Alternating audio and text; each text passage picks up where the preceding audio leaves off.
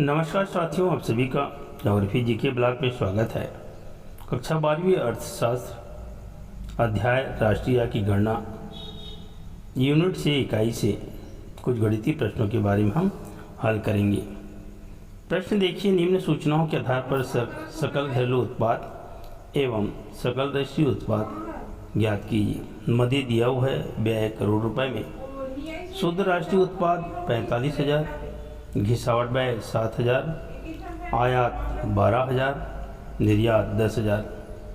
अब उसे हम सूत्र में स्थापित करते हैं। सकल घरेलू उत्पाद बराबर शुद्ध राष्ट्रीय उत्पाद धन घिसावट व्यय ऋण आयात ऋण निर्यात। शुद्ध राष्ट्रीय उत्पाद है 45,000, घिसावट व्यय 7,000, आयात और निर्यात माइनस 2,000। उत्तर है आपका 50,000 करोड़। ब सकल राष्ट्रीय उत्पाद शुद्ध राष्ट्रीय उत्पाद धन घिसावट व्यय।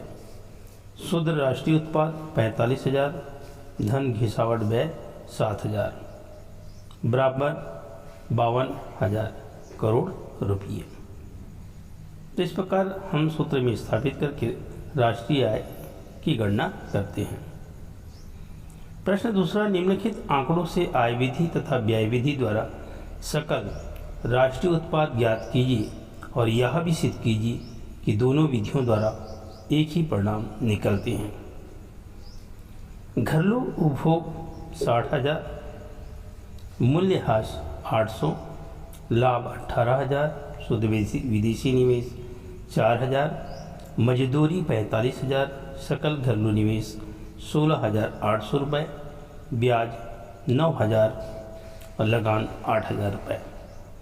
आय विधि द्वारा राष्ट्रीय उत्पाद की गणना लाभ धन मजदूरी धन ब्याज धन लगान 18,000 लाभ 45,000 मजदूरी धन ब्याज 9,000 धन लगान 8,000।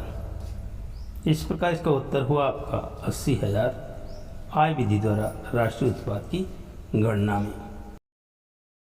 वह है व्यय विधि द्वारा राष्ट्रीय उत्पाद की गणना बराबर घरेलू उपभोग धन शुद्ध विदेशी निवेश धन सकल घरेलू निवेश ऋण मूल्यह्रास। 60,000 घरेलू उपभोग धन 4,000 शुद्ध विदेशी निवेश धन सकल घरेलू निवेश ऋण मूल्यह्रास 16,800 ऋण 800। इस प्रकार इसका उत्तर होगा 80,000। यह विश्लेषण से स्पष्ट है कि आय विधि एवं व्यय विधि दोनों के द्वारा एक ही परिणाम 80,000 निकलते हैं। निम्नलिखित समांकों से आय विधि के द्वारा राष्ट्रीय आय की गणना कीजिए। मध्य रुपए में कर्मचारियों का पारिश्रमिक 15,000, लगान 5,000, लाभ 25,000, ब्याज 5,000, मूल्यह्रास 1,000, सकल घरेलू निवेश 25,000। आय विधि द्वारा राष्ट्रीय आय की गणना कर्मचारियों का पारिश्रमिक धन लगान धन लाभ धन ब्याज 15,000 धन 5,000 लगान 25,000 लाभ धन ब्याज 5,000। उत्तर हुआ आपका 50,000 रुपये। निम्नलिखित सूचनाओं के आधार पर सकल घरेलू उत्पाद तथा सकल राष्ट्रीय उत्पाद की गणना कीजिए। मध्य करोड़ रुपए में, उपभोक्ता वस्तुओं का उत्पादन 4500, पूंजीगत वस्तुओं का उत्पादन 4,000, उपभोक्ता एवं पूंजीगत सेवाओं का उत्पादन 2,000, नियमित वस्तुओं का निर्यातित वस्तुओं एवं सेवाओं का मूल्य 1,500, आयातित वस्तुओं एवं सेवाओं का मूल्य 500।